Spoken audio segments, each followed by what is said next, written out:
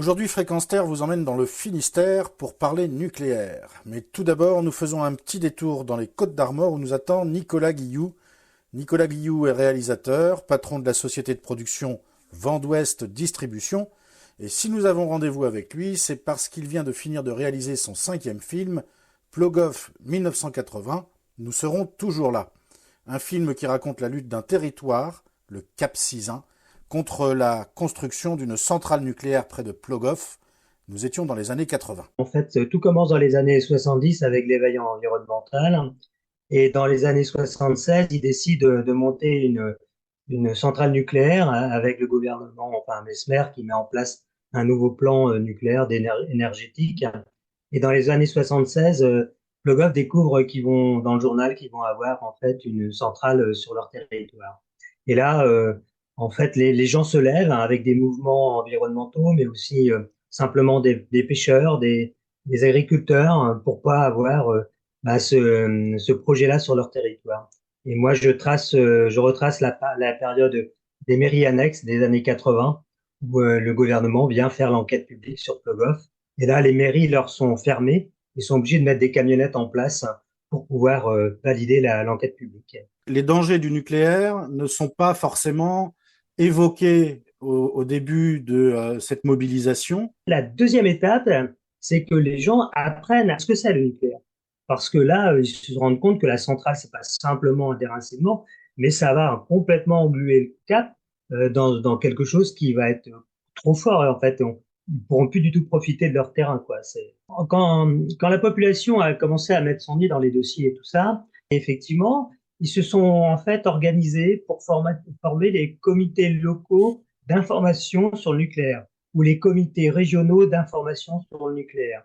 Et ces clins ou ces crins, en fait, ont organisé des rencontres pour informer la population. Et il y a eu des ingénieurs qui sont venus leur expliquer ce que c'était, en fait, le nucléaire et la dangerosité du nucléaire qu'ils pouvaient rencontrer sur leur territoire. Les gens se sont rendus compte, mais arrêtez de me dire n'importe quoi, puisque vous imaginez, moi, marin-pêcheur, on sait très bien qu'on n'achètera plus de mes poissons même si vous nous garantissez que c'est bon. Non, c'est clair. Moi, je suis agriculteur. Vous n'achèterez plus ma production, mes pommes de terre, tout ça, c'est foutu. Alors, qu'est-ce qu'on va avoir? On va avoir des terrains de tennis, des piscines. Oui, mais c'est pas ce qu'on cherche. Et puis, c'est pas ce qu'on veut. Voilà. Donc, il y avait, ils étaient complètement à côté de la plaque, les gens d'EDF, à leur proposer quelque chose qui ne leur correspondait pas. Et puis, ils ont cru que bah, rouler les gens dans la farine.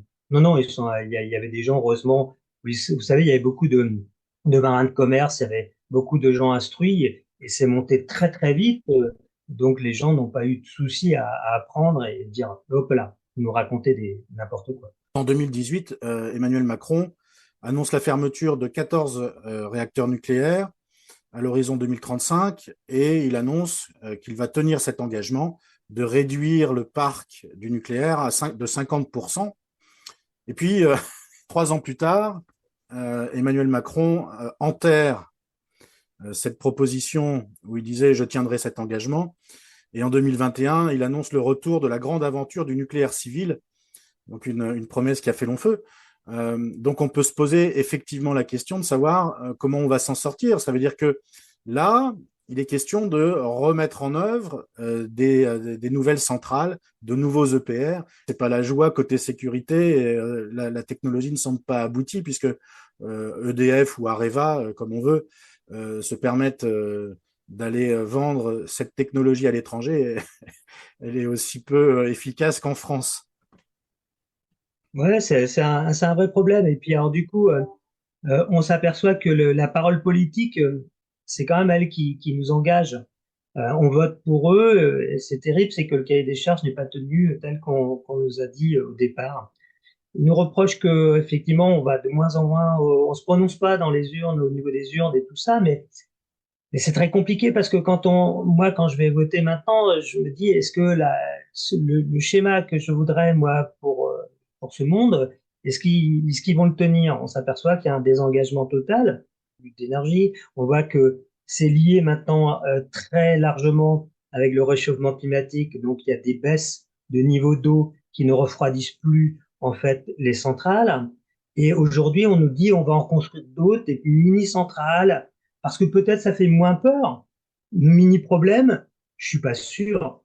Et puis mini-engagement, c'est une parole. C'est pas parce qu'à 50%, globalement, il nous dit ben, c'est mini. Donc je peux me permettre de vous remettre des centrales parce que c'est pas des grosses.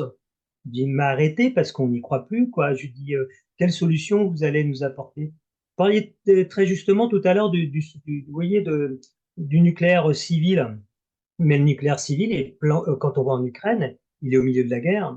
Et mine de rien, et c'est un souci, c'est qu'aujourd'hui, on est en train de parler peut-être d'une troisième guerre mondiale. On est en droit de se poser où est la place du nucléaire dans tout ça. Je pense que on va au combat parce qu'on veut montrer qu'on veut plus être pris pour des cons, excusez-moi du terme, mais c'est vrai qu'à un moment donné, il faut être beaucoup plus sérieux que ça. Eh bien, Nicolas Guillou, merci. Voilà, c'est la fin de cet entretien. Je rappelle donc aux auditeurs et maintenant ceux qui peuvent le voir en vidéo de Fréquence Terre que c'est votre cinquième film. Il s'appelle Plogoff 1980, nous serons toujours là, une histoire de résistance nucléaire à la pointe du Raz. Le film sort donc en salle, dans toutes les salles possibles, je l'espère, le 27 mars. Et peut-être aurez-vous la chance de tomber sur une avant-première dès maintenant. Merci Nicolas Guillou, à très bientôt.